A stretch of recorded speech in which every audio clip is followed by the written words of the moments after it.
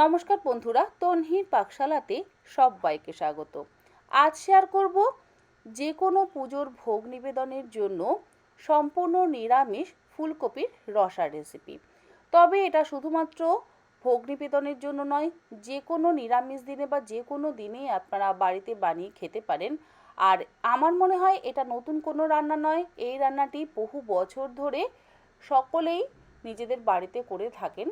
তবে যারা সম্পূর্ণ নতুন রাঁধুনি অর্থাৎ যারা রান্না নতুন শিখছেন তাদের কাছে এটা একেবারেই নতুন, তারা এইভাবে বাড়িতে বানাতে পারেন। তাহলে শুরু করা যাক আজকের ভিডিওটি। ফুলকপির রসা বানাবার জন্য নিয়েছি দুটো মিডিয়াম সাইজের ফুলকপি। আগে ফুলকপি দুটোকে ধুয়ে নিয়েছি, এবার ফুলকপি দুটো টুকরো করে কেটে নেব। একটু বড় বড় টুকরো করে কাটলে ভালো হয়, যেহেতু আমরা ফুলকপির রসা বা ডালনা যেটাই আপনারা বলেন সেটা বানাচ্ছি। আর ফুলগুলো দেখুন আমি এরকম বড় করে কেটে নিচ্ছি। যদি ফুলকপির চচ্চড়ি বানানো হয় সেক্ষেত্রে ফুলকপির ফুলগুলো একটু ছোট করলেও কোনো অসুবিধা নেই। দুটো মিডিয়াম সাইজের আলু বড় চৌকো টুকরো করে কেটে নিয়েছি। রান্নাটা করবার জন্য কড়াইতে দিয়ে দিলাম 3 টেবিল চামচ পরিমাণে সর্ষের তেল। তেল ভালো মতন গরম করে নেওয়ার পর টুকরো করে কেটে নেওয়া আলুগুলো তেলের মধ্যে দিয়ে গ্যাসের ফ্লেমটাকে মিডিয়াম টু হাইতে করে দিয়ে মিনিট 3 সময় ধরে একটু লালচে করে ভেজে নেব।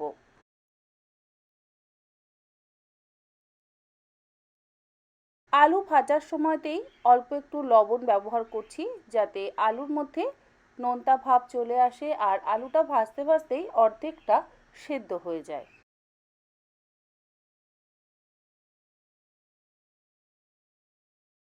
আলুর টুকরোগুলো হালকা লাল করে ভেজে নেওয়া হয়ে যাওয়ার পর তুলে একটা আলাদা পাত্রের মধ্যে রেখে দেব।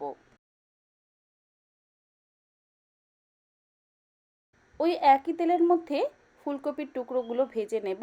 তবে ফুলকপির টুকরোগুলো ভাজবার আগে আবারও একবার জল দিয়ে ধুয়ে জলটা ঝরিয়ে নিয়ে তারপরই তেলে দিচ্ছি। জলটা অবশ্যই ভালো করে ঝরিয়ে নেবেন, তা না হলে তেলের মধ্যে যদি ফুলকপির ফুলগুলো দেওয়া হয় তেল ছিটে গায়ে লাগতে পারে, তাই একটু সাবধানে করাই ভালো।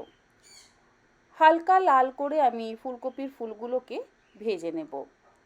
একটু লাল লাল করে যদি ভাজা হয় তাহলে স্বাদটা বেশি ভালো হয় আর কখনোই ঝোলে দিলে ভেঙে যায় না, সেই জন্য একটু কড়া করে ভাজবার চেষ্টা করবেন। গ্রেভির জন্য একটা মশলা তৈরি করে নিচ্ছি। গ্রাইন্ডিং জারের মধ্যে একটা মিডিয়াম সাইজের টমেটো, 1/2 ইঞ্চি আদার টুকরো, 4টে কাঁচা লঙ্কা আর অল্প একটু জল দিয়ে একটা মিহি পেস্ট তৈরি করে নিলাম। অপরদিকে আমার ফুলকপির ফুলগুলো ভেজে নেওয়া হয়ে গেছে। দেখুন আমি একটু লাল লাল করে ফুলগুলোকে ভেজে নিয়েছি। তুলে এবার একটা পাত্রের মধ্যে রেখে দেব। ওই একই কড়াইতে আরও 2 টেবিল চামচ পরিমাণে সর্ষের তেল দিয়ে তেলটাকে ভালো করে গরম করে নিলাম।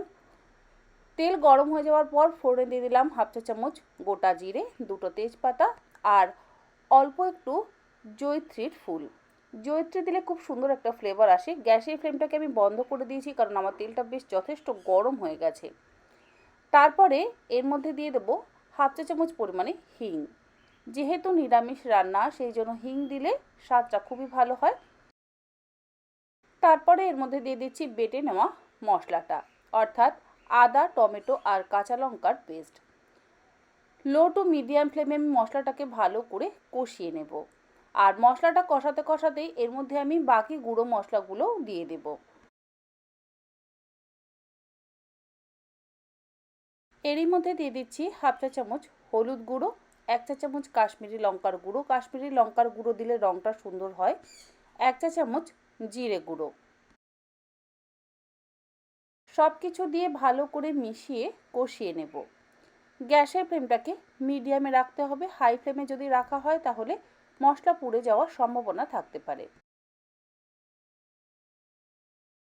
মশলাটা ভালো মতন কষিয়ে নেওয়া হয়ে যাওয়ার পর দেখবেন মশলা থেকে ধীরে ধীরে তেল রিলিজ করতে শুরু করবে। দেখুন আমার তেল রিলিজ হতে শুরু করে দিয়েছে। এই সময় দিয়ে দিলাম স্বাদ অনুসারে লবণ আর অল্প একটু গরম জল, যেহেতু মশলাটা শুকিয়ে এসছে। জল দিলে মশলাটা আবার একটু ভালো করে কষিয়ে নেওয়া যাবে।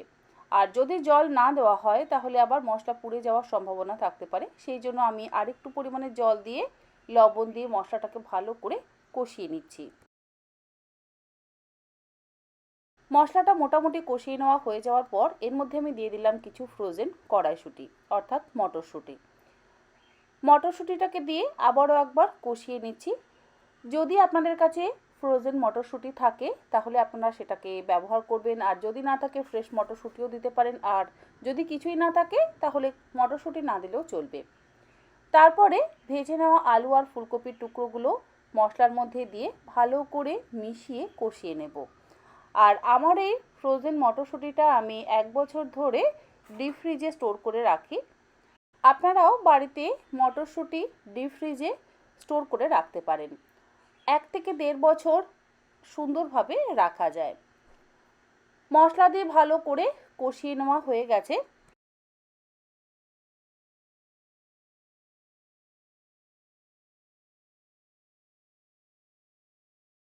মিনিট 3 ভালো করে কষিয়ে নেওয়া হয়ে যাওয়ার পর এর মধ্যে দিয়ে দিচ্ছি পরিমাণ মতন গরম জল।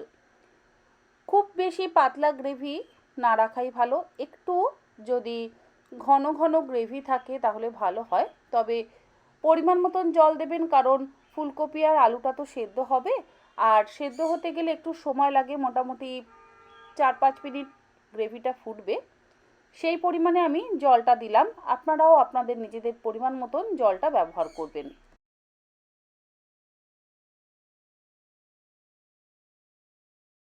গ্যাসের ফ্লেমটাকে লোতে রেখে আলু ফুলকপির রসাটাকে মিনিট 5 সময় ধরে ফুটতে দেব।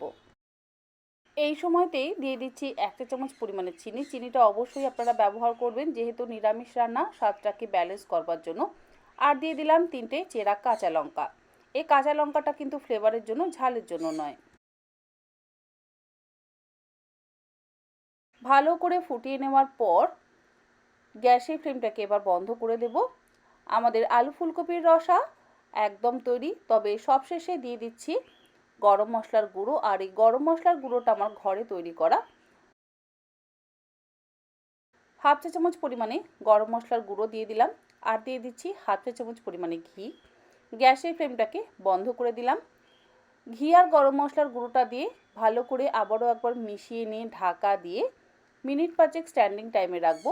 মিনিট 5 স্ট্যান্ডিং টাইমে রাখলেই আমাদের আলু ফুলকপির রসা একদম তৈরি। দেখুন গ্রেভিটা খুব বেশি পাতলা নেই, আবার একদম শুকিয়েও যায়নি। ঠিক এই রকমভাবেই আলু ফুলকপির রসাটা যদি তৈরি করা হয় তাহলে খেতে খুবই সুস্বাদু হয়। আর এই গরম মশলার গুঁড়োতে আমি যে যে মশলাগুলো ব্যবহার করেছি সেগুলো আমি নিচে ডেসক্রিপশন বক্সে লিখে দেবো, প্লিজ আপনারা চেক করে নেবেন। আশা করি আমার আজকের এই চটজলদি এবং সহজ পদ্ধতির দারুণ সুস্বাদু ফুলকপির রসার রেসিপি আপনাদের ভালো লাগলো। ভালো লাগলে আপনারা এই রকমভাবে বাড়িতে বানান। গরম গরম সাদা ভাত, রুটি, পরোটা, লুচি সব কিছুর সাথেই খেতে কিন্তু অসাধারণ লাগে। আবার আমরা যারা ঠাকুরের ভোগ নিবেদন করি তাতেও আপনারা এইভাবে ফুলকপির রসা বানিয়ে ভগবানকে ভোগ হিসেবে নিবেদন করতে পারেন। আজকের মতো এই পর্যন্ত। আবার হাজির হয়ে যাব নতুন কোনো রেসিপি নিয়ে। ভালো থাকবেন, সুস্থ থাকবেন। ধন্যবাদ।